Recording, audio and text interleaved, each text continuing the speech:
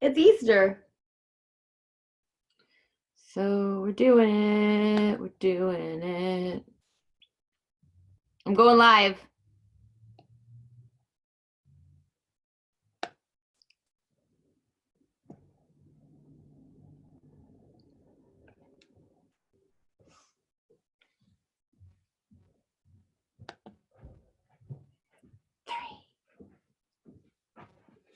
Oh.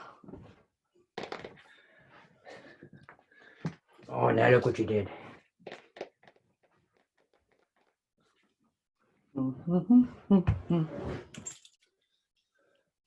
Miles.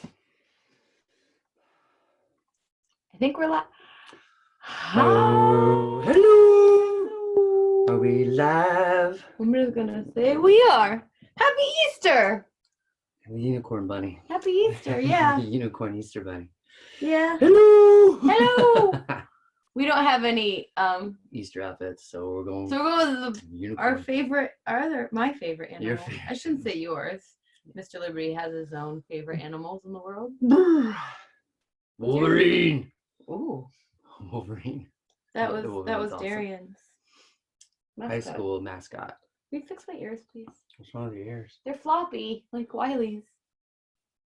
Okay. No, that's your eye. That's a little better. Okay. How's Wiley? Wiley's good. Okay, you gotta start the.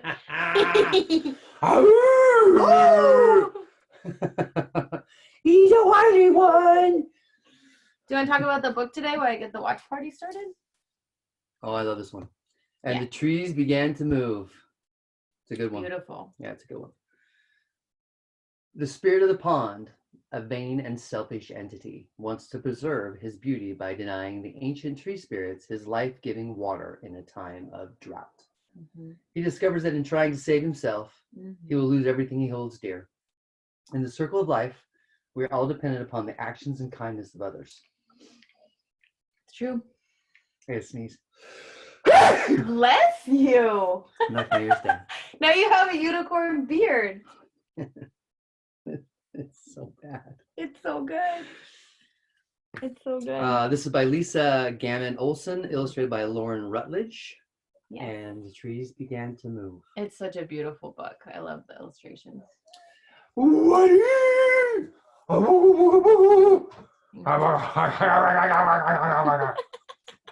right. We had a little bit of candy from our Easter basket. Thanks to Joy, my soda Joy. We're doing it. Okay, I'm getting in here. We're doing You got the pause. We're doing it. We're doing it. We're doing it. We're doing it. Let me get my pause on. Get it? Pause. Pause. Pause. Can you pause? I don't know if I can. Pause. I don't know if I can. Okay. We're a little sugared up. The spirit of the pond, a vein of self-entity, wants to preserve his beauty by denying the ancient tree spirits his life-giving water in a time of drought. He discovers that in trying to save himself, he will lose everything he holds dear. Oh. How'd you know all that was happening? Because on the back it's the same. Oh! I just read that. That's awesome. Glad you're Learning listening. something new every day. I got to hear it 5 to 7 times for it to absorb. All right. The book. Deep within the forest, the spirits of all nature once dwelled in peace and harmony. The cool, deep pool at the center of the woods was the heart and soul of the forest, or so the spirit of the pond thought. The crystal clear water of the pool shimmered in the sunlight. The branches of the gnarled willow and stately oak trees hung out over the water and dappled the pool with wonderful leafy shadows that moved gently with the breeze. Small silverfish and glistening green frogs gathered in the shadowed coolness near the water's edge. Look how happy that tree is. Chilling. I am so beautiful, the pond spirit told himself. The sun sparkles so brightly off my surface. It surely must dazzle all who look upon me. Dragonfly. Whoa. No slacking back there, unicorn. Nope. The spirit of the pond loved the way the trees, bushes, and wildflowers reflected their colorful brilliance in his surface. He marveled how he could be no color at all, yet appear to be all colors at once, always changing his reflection to mirror his surroundings. The perfection reigned until a drought came and the rain ceased to fall. The spirit of the pond settled down deep in the cool depths to await the storms, which were sure to come.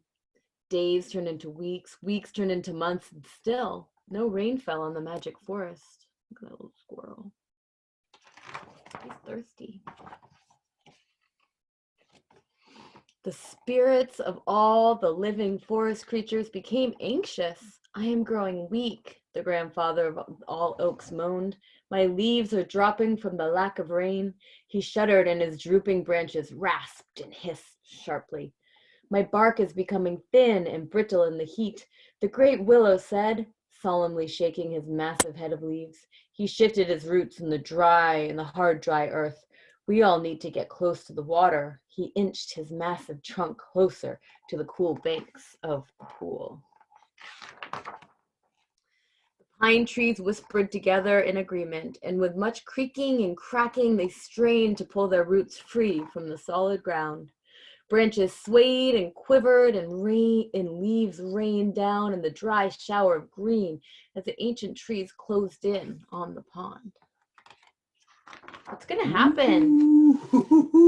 If we were real unicorns, we'd want to live in this forest. That's scary. It's Well, you. Yeah. Come here, Wiles. Right, take it home. Get out of there, Wiles. Come here, Wally. Get out of there, Wiles. Okay, come here.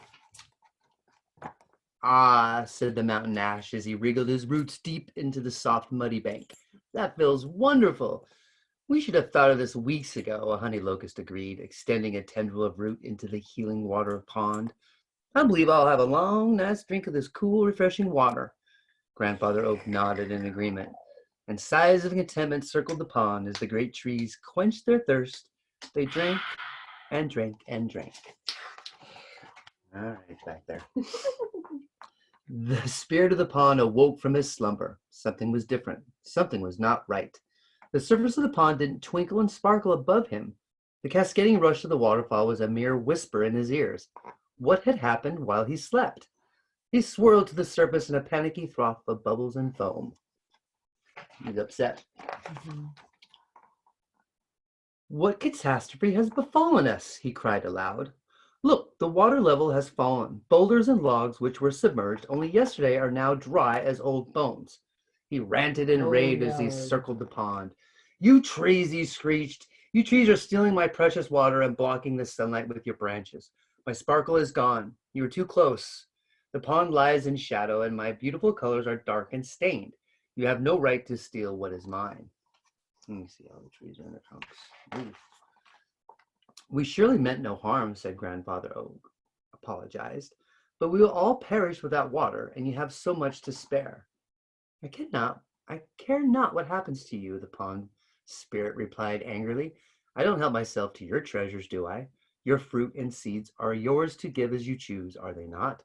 I will do as I please with what belongs to me. We choose to allow those with need to help themselves, the great willow argued. The birds and squirrels needn't ask for what they need. We are all one in spirit, and we share what we have. And I'll keep what is mine, the pond spirit said coldly. Now go. The trees shook their shaggy heads sadly, but pulled their roots from the moist earth near the pond. The ground trembled and shook as they slowly backed away. Ah, that's better, the pond spirit whispered to himself as the trees receded and the sun could once again sparkle and dance across the surface. Another month passed without rain before the spirit of the pond began to worry. With no trees close to provide shade from the scorching sun, the temperature of the water began to rise. Warmth-loving algae grew profusely and stained the water with a distinctive emerald tint. The glistening green frogs and small silver fishes that loved to dart in and out of the shadows near the edge of the pond didn't tolerate the changing conditions. The smell of decay was thick. Ew. Ew is right. I have been very foolish, the spirit of the pond cried. In trying to save myself, I indeed lost all I hold dear. I've turned my back on the very ones who have stained me all these years. The brackish water boiled and churned in the anguish. Grandfather Oak, he called, mighty will, forgive my foolish ignorance. I have been vain and very selfish. Bring your brothers and sisters back to the pond, and I'll gladly share my treasures with you. I will nourish and restore you. In exchange, will store myself. For without each other, we are nothing. Silence greeted his plea. He heaved a mighty sigh and prepared to sink down into the murky depths to wait his self-inflicted doom. What's gonna happen? I don't know. The water rippled softly once, and then again. The spirit heard a muffled crack, crack. The earth vibrated ever so faintly and burst. Then the sounds grew even louder, ever closer. His heart soared. Grandfather Oak had heard snap, thud, crick, crack. The clearing around of the pool exploded with the sounds as the trees began to move. And as the last tree returned to its rightful place near the pond, the magic was restored and they could once again live together in peace and harmony. In the circle of life, we're all dependent upon the actions and kindness of others. Together we thrive. The end. All right. That was a good book. It's a great book. It's a good one. And guess what else? We're unicorns. Yeah. There's new books coming. I know, they sent us. They Yeah. love us so much for reading them. They're like, take another box. Which means we're recording these for replays. And if you guys want to join us live on Zoom, you can do that. I'll post the link in here. And then these books are for free downloads and donation based. So get these books into your hands and you can follow along with us anytime. Well, not anytime. What time? Noon, 3 Eastern, 2 Central, 1 Mountain. Noon Pacific. Noon Thanks for Pacific. joining us. We are having a beautiful Easter day, Yes. and we hope that you guys are too. Have fun. Have fun, right? Of course, have fun. Yeah. Have fun today. Yeah. Bye. Bye.